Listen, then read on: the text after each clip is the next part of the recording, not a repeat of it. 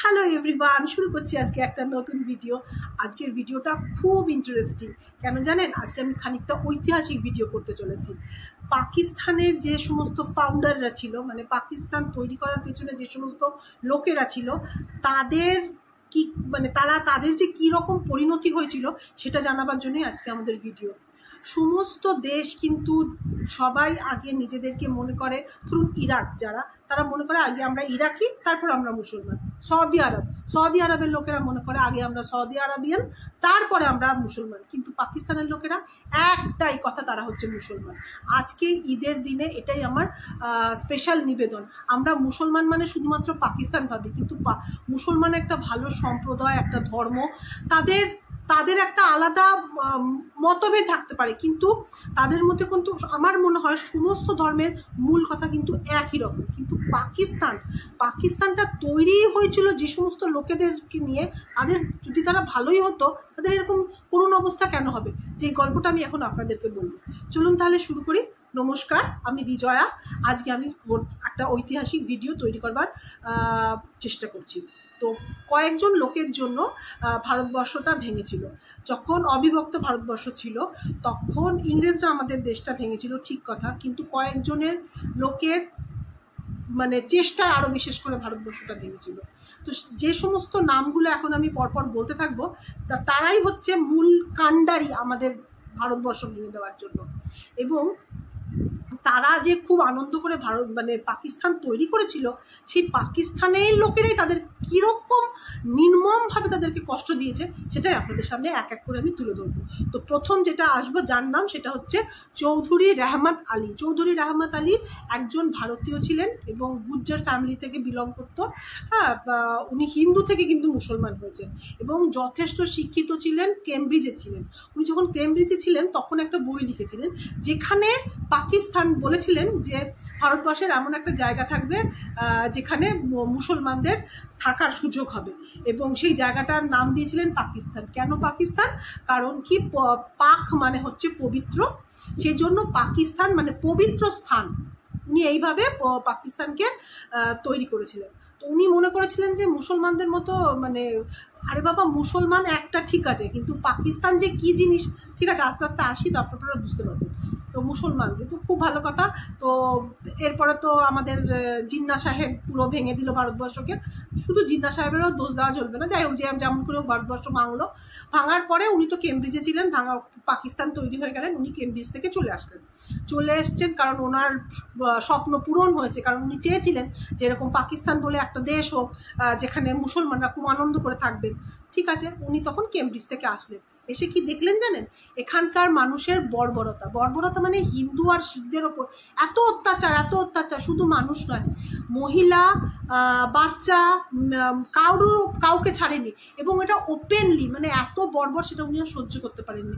তখন উনি আবার একটা জায়গায় লিখলেন যে দেখুন, যদি আপনারা হিন্দু আর শিখদেরকে রাখতে পারবেন না, তাহলে ওনাদেরকে ওদের দেশে পাঠিয়ে দিন, মানে ভারতবর্ষে পাঠিয়ে দিন, তাহলে তার প্রবলেম সলভ হয়ে যায়।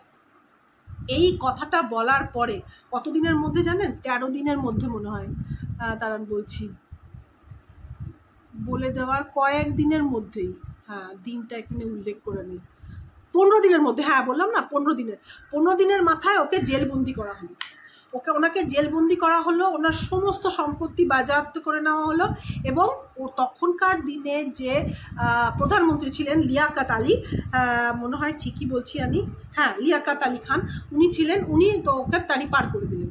তখন উনি কি করবেন? ওনার তো কিছু করার নেই, তখন শুধুমাত্র যাতায়াতের খরচা আর একটা ছোট্ট ব্যাগ নিয়ে উনি কেমব্রিজ বিশ্ববিদ্যালয়, কেমব্রিজে চলে গেলেন, এবং সেখানে জানেন তো গুমনামিভাবে মারা গেলেন, বেওয়ারিশ লাশ হিসেবে। তার জন্য কেউ থাকলেও না যে দুটো কাঁধা দেবে, বা কিরকম মর্মান্তিক। একবার ভাবুন, যখন মারা যাচ্ছে, যে এত বড় ভাবনা চিন্তা করেছিল যে পাকিস্তানের মতো একটা জায়গা হবে, পবিত্র স্থান হবে, সেখানে মুসলমানরা পবিত্র ভীষণ ভালোভাবে থাকবে, তাদের কি অবস্থা হয়েছিল দেখুন।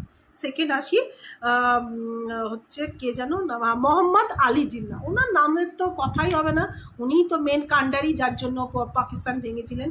তো পাকিস্তানের আমি ওনার সম্বন্ধে না একটা আলাদা ভিডিওই করবো ভাবছি, জানেন তো। মানে ভদ্রলোক এত মহান যে ওনাকে ওনার গুণকীর্তন করতে হলে একটা আলাদা করে ভিডিও করা দরকার।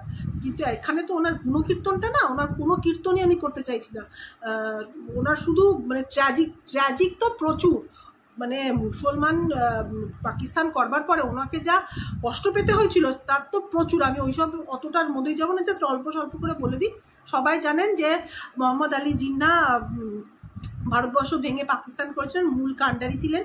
এবং উনি আমরা যেরকম আমাদের গান্ধীজিকে আমাদের nation of father of nation বলা হয়, পাকিস্তানেও সেরকম নাকি জিন্নাহকে ফাদার অফ নেশন বলে। জানি না কতটা সত্যি মিথ্যে। আচ্ছা, আরেকটা কথা বলি, আমরা আমাদের কথা বাদ দিন, ওদের কথাই বলি। কি বলে, জিন্নাহ তো এত কিছু করে পাকিস্তান তৈরি করলো, কিন্তু যখন ওরা মুসলমান, কট্টর মুসলমানরা জানতে পারলো, কারণ জিন্নাহ সাহেব বিদেশ থেকে মানুষ হয়েছেন, বড় হয়েছেন, শিক্ষিত, অনেকই শিক্ষিত। হ্যাঁ, তো উনি তো শুয়োর খেতেন, মদ খেতেন, সিগার খেতেন, যেটা মুসলমানরা মেনে নিতে পারেনি। বুঝতে পারছেন তো? তাহলে কি অবস্থা। যখনই ওরা মুসলমান হয়েও মানে কোনোদিনও হজ করেননি, নামাজ পড়েননি, হ্যাঁ, হজে যায়নি, তাহলে মুসলমানরা কী করে ওনাকে মেনে নেবে? তার জন্য ওনাকে যথেষ্ট সহ্য করতে হয়েছে, ওনাকে যথেষ্ট কষ্ট পেতে হয়েছে। মানে শেষের বেলাটাতে যখন ওনার লাংস আর কিডনি প্রবলেম ছিল, তখন কোয়েটা থেকে ওকে করাচি নিয়ে আসা হচ্ছিল ডাক্তারের কাছে। একটা অ্যাম্বুলেন্স দাঁড়ানো ছিল, অ্যাম্বুলেন্সে থেকে যখন ওনাকে চাপানো হয় এবং অ্যাম্বুলেন্স করে যখন উনি আসছিলেন, তখন রাস্তায় কোনো প্রবলেম হয়েছিল, দিয়ে দাঁড়িয়ে পড়েছিল অ্যাম্বুলেন্সটা। তো উনি একজন পিতা, nation of father of nation, তার জন্য অ্যাম্বুলেন্স কেন দাঁড়াবে, সেটা একটা কথা। ওনার এমন শরীর, ওই অবস্থাতে উনি চলে গেছিলেন কোমায়, তারপর উনি আর ফিরে আসেননি। আর তাকে যদি এরকম সহ্য করতে হয়, যে কিনা পাকিস্তান তৈরি করেছিল, মানে শুধু তাই নয়, ওনাকে মারা যাওয়ার পরে না দুবার কবর দেওয়া হয়েছিল। একজন বলে শিয়া, একজন বলে সুন্নি, এই তো অবস্থা। মানে মরে গিয়েও তার সুখ হয়, মরে গিয়েও যে শান্তি পেয়েছেন, উনি শান্তি পাননি। তাহলে একবার অবস্থাটা ভাবুন কি। হ্যাঁ, তো এই গেল মোহাম্মদ আলী জিন্নাহ। আর ওনার বোন ছিলেন ফাতেমা জিন্নাহ। উনি জানেন তো, যেহেতু মোহাম্মদ আলী জিন্নাহর সঙ্গে ছিলেন, তখন উনি যদিও এই ভারত ভাগের মধ্যে কোনো কিছুর মধ্যে ছিলেন না, কিন্তু একটু ফাতেমা জিন্নাহর নামটা তাও আসবে, তার কারণ সারা জীবন তো উনি দাদার পাশেই থেকেছেন। উনি নাকি বলা হয় যে আমাদের কলকাতা মেডিকেল কলেজ থেকে ডেন্টাল পাস করেছেন, এবং এখানে কোনো বড় লোকের সাথে তো ওনার সম্পর্ক ছিল, কোনো হিন্দু বড় লোকের সাথে সম্পর্ক ছিল, সেই নিয়ে ওনাকে অনেক সহ্য করতে হয়েছে। যখন মোহাম্মদ আলী জিন্নাহ মানে মারা যান, তারপরে উনি ইয়েতে নামেন, রাজনীতিতে নামেন, তখন যখন উনি মারা যান, তখন নাকি ওনার বডিটা রাস্তায় পড়ে, মানে যখন ওনাকে নিয়ে যাওয়া হচ্ছিল, মানে কবর দেওয়াতে, বা যখন লাস্ট রাইড যেটাকে বলে, যখন হচ্ছিল, তখন ওনার বডিটা নিচে পড়ে গেছিলো। কারণ সেই সময়কার সরকার মানে আক্রমণ করে দিয়েছিল যারা নিয়ে যাচ্ছিল। সে অনেক গল্প, ওইসব মানে এত গল্প বলতে গেলে অনেক ইয়ে হবে, আমি জাস্ট অল্প অল্প করে একটু করে আপনাদের জানিয়ে দিচ্ছি। তো এটা হলো একজন গেল, তা এটা হলো ফাতেমা জিন্নাহ। এরপর আসছে লিয়াকত আলী খান জিন্নাহর ডান হাত ছিলেন, এবং তখন যখন পাকিস্তান তৈরি হয়, তার প্রথম প্রধানমন্ত্রী উনি ছিলেন। এই লিয়াকত আলী খানই কিন্তু চৌধুরী রহমত আলীকে দেশ থেকে বার করে দিয়েছিলেন। আচ্ছা, উনি কিন্তু কী করেছিলেন, উনিও খুব শিক্ষিত ছিলেন যথেষ্ট, যেহেতু প্রধানমন্ত্রী ছিলেন। তো উনি কিন্তু তখন রীতিমতো হিন্দুদের যে অত্যাচারগুলো হচ্ছিল, তার মধ্যে কিন্তু উনি ছিলেন। কিন্তু তা সত্ত্বেও ভারতবর্ষেও তো ছিল, উনি নেহরুর সাথে একটা চুক্তি করেছিলেন যে তোমাদের যে নিচের লোকজন থাকবে, মানে যে মানে ভারতবর্ষে মুসলমানরা আর মানে পাকিস্তানে হিন্দুরা, যারা নিম্ন জনসংখ্যা হবে, তাদেরকে সমান অধিকার দেওয়া হবে এবং সুরক্ষা দেওয়া হবে। একটা চুক্তি করা হয়েছিল, মানে ভারতবর্ষই সব মেনে চলবে। আসছি, এই জায়গাটাও আসছি। তো এই চুক্তিটা, শুধু চুক্তিটাই করা হয়েছিল, হ্যাঁ। আর কিন্তু উনি কিন্তু যথেষ্ট অত্যাচার করেছেন, হিন্দুদের ওপর যথেষ্ট অত্যাচার করেছেন, কিন্তু এই চুক্তি একটা স্বাক্ষর করেছিলেন। কারণ ভারতবর্ষেও তো, কারণ এখানে এত মুসলমানরা কষ্ট দিচ্ছে হিন্দুদেরকে, যদি এখানেও ভারতবর্ষেও এরকম শুরু হয়, এই কারণের জন্য একটা চুক্তি স্বাক্ষর হয়েছিল। এই চুক্তি স্বাক্ষর হয়েছিল বলে ওনাকেও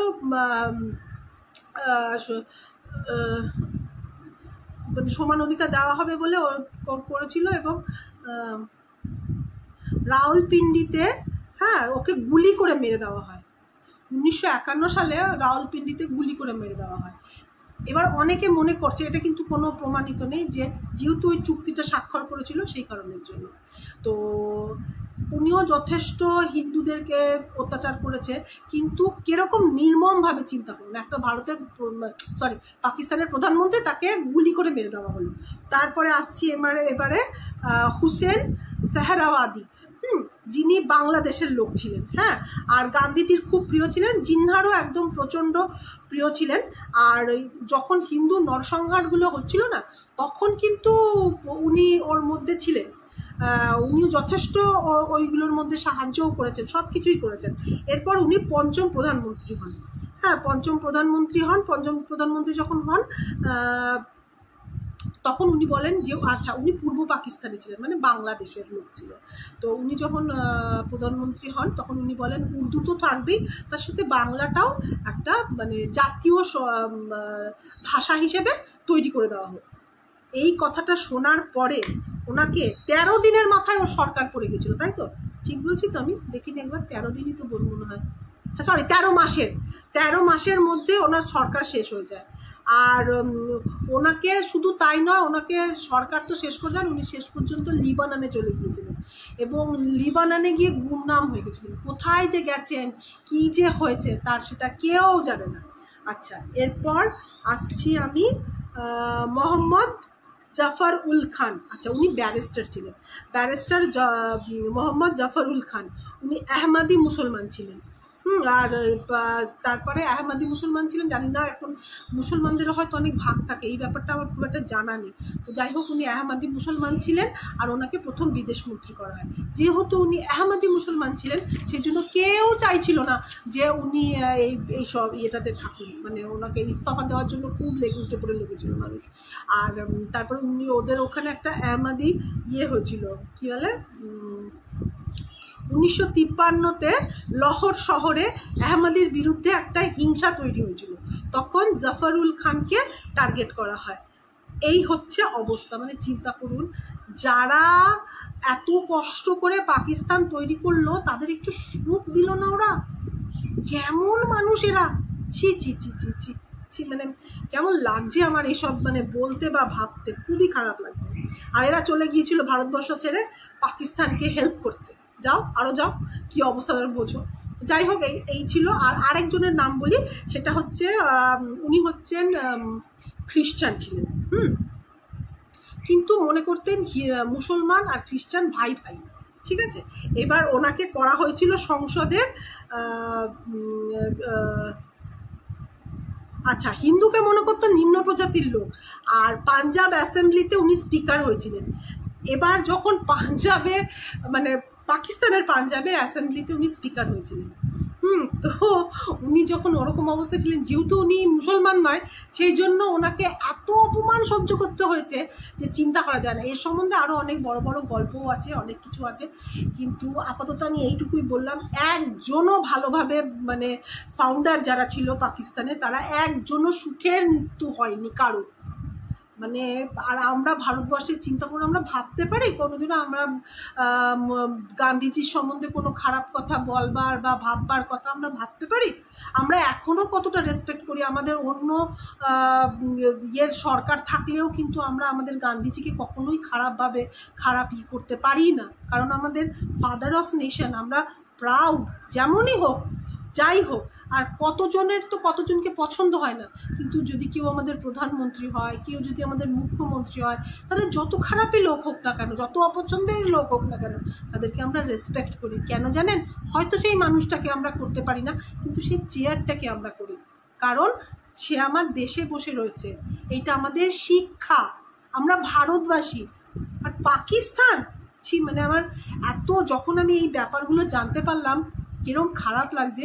তো যারা মানুষকে ভালোবাসতে জানে না, মানে তাদের মর্যাদা করতে পারে না, সম্মান দিতে জানে না, যারা তোদের দেশ তৈরি করে দিল, তোদের নতুনভাবে বাঁচবার ব্যাপার করল, বাংলাদেশের কি অবস্থা হবে বাংলাদেশে একবার ভেবেও দেখছে না।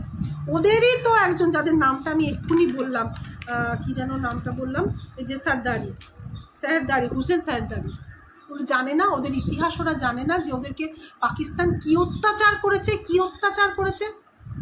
তা সত্ত্বেও ওরা একের পর এক ওদেরকেই সাপোর্ট করে যাচ্ছে। ওরা না, আমরা ভারতবাসী না প্রচণ্ড নরম সরম, আমরা মানুষকে ক্ষমা করতে শিখেছি। মানে আমাদের কেউ একটা চড় মেরে দিয়ে গেলেও আমরা তাকে ক্ষমা করে দিই। জানি না এটা ভালো খারাপ, সেটা আমাদের জানার মানে সেই বিচারে আমরা যাচ্ছি না।